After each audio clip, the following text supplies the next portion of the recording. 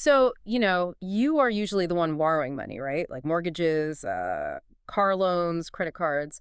But what if the tables turned? Today, we are going on a total investment journey for a complete beginner to show you how to become the lender. Yeah, exactly. It is a fundamental shift in how you think about money. We are pulling from sources like Saxo Bank, PIMCO, MSRB, eToro, and Mazan just to build your very first bond portfolio from absolute scratch. Right. So instead of you owing cash, governments and giant corporations actually owe you cash. But I mean, before buying anything, we really need to define what a bond actually is. Well, a bond is basically just a loan. But in this case, you, the investor, are making the loan to an issuer. And, that could be a government or a huge company. Okay, so it is kind of like a formal IOU then. Yeah, that is a perfect way to put it. In return for your money, the issuer promises to pay you regular interest.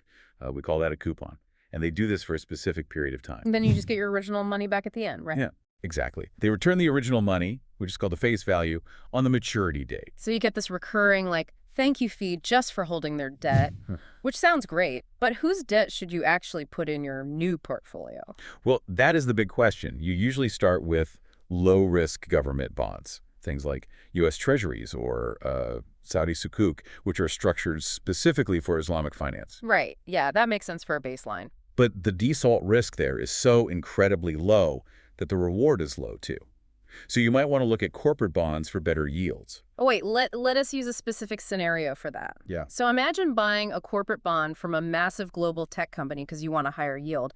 But what if they just go bankrupt? And that right there is exactly why credit ratings exist. Yeah. Independent agencies give these companies a grade, almost like a financial report card. Oh, I see. So, a AAA rating means they're super safe. Yeah, it means their balance sheet is rock solid. But if you drop down to high yield or junk bonds, the bankruptcy risk jumps up. So to convince you to take on that risk, the market forces the company to offer you a much higher interest rate. It is a total trade-off, Yeah. between safety and reward. But I mean, it is not just governments and corporations, right? I saw municipal bonds in the sources. Yeah, municipal bonds are cool because they fund local projects, like bridges, and they often come with built-in tax breaks. But there are also specialized tools to round out your portfolio. Like convertible bonds, because those sound almost magical to me. They are really brilliant. A convertible bond can actually transform into company stock. So if the company suddenly explodes in value, you can convert your debt into equity and ride that wave upward. Wow, that is a nice safety net with a huge upside. And what about zero coupon bonds? But with zero coupon bonds, there are no periodic interest payments at all. Wait, no interest, then why buy them? Because you buy them at a massive discount up front. Then they magically pay out the full face value at maturity. You do not get regular cash flow, but you lock in a set return for the end of the term. Okay, that makes total sense. But your portfolio is built now, and the economy is, always shifting. We need to talk about the interest rate seesaw. Yes, this is crucial. There is a vital inverse relationship between bond prices and market interest rates. When market interest rates go up, the value of your current bonds goes down. Let me try an analogy here. Say you hold a bond paying a 4% yield, and suddenly new bonds drop offering 6%.